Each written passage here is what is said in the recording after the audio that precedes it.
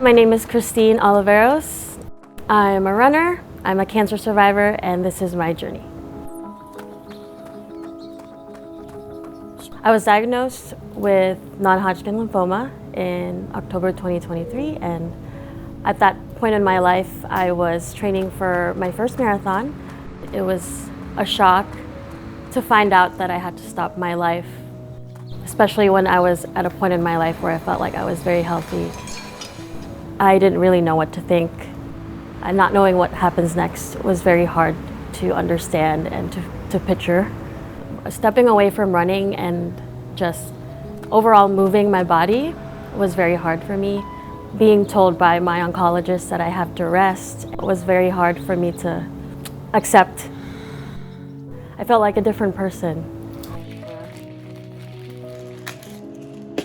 I think I was trying so hard to go back to my old self, you know, the Christine before cancer, and it was hard even just going outside and having people look at me because I looked different. I was very bald. I looked different in all the clothes that I wore. It was a hard journey to start loving myself again. My fiance and my friends really encouraged me to keep going. Little by little, I have friends who encourage me and pace with me.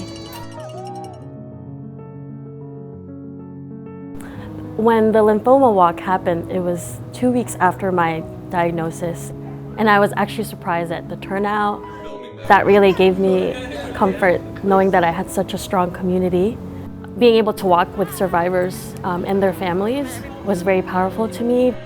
I remember there was a point in the walk where they asked all the survivors, we had different balloons, so survivors had white balloons, to come into the middle for all the supporters or families to pray for us and encourage us. And I was crying because I really was confused. I remember this one lady in front of me turned around and was crying, and she told me, "We did it." I remember telling her, "I'm still fighting." And she gave me a hug. She told me that you can do it.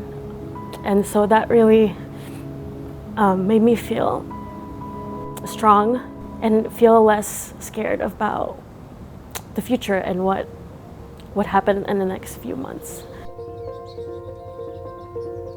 Running allows me to remind myself that I'm not sick anymore and that I beat it, and I can just continue to reach for and strive for my running goals. So, being able to complete the Marine Corps Marathon, I call it my redemption run because I wasn't able to complete the Philly Marathon the year I got diagnosed. I'm always worried about if I push my body too much because I know I'm still within the window of potentially relapsing.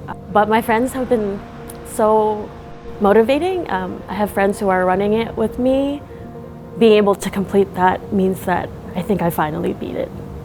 I've been to a few PR events with some of my friends. The community is so encouraging, and the people that work here are very, very kind. I actually got my first pair of running shoes since treatment here at PR.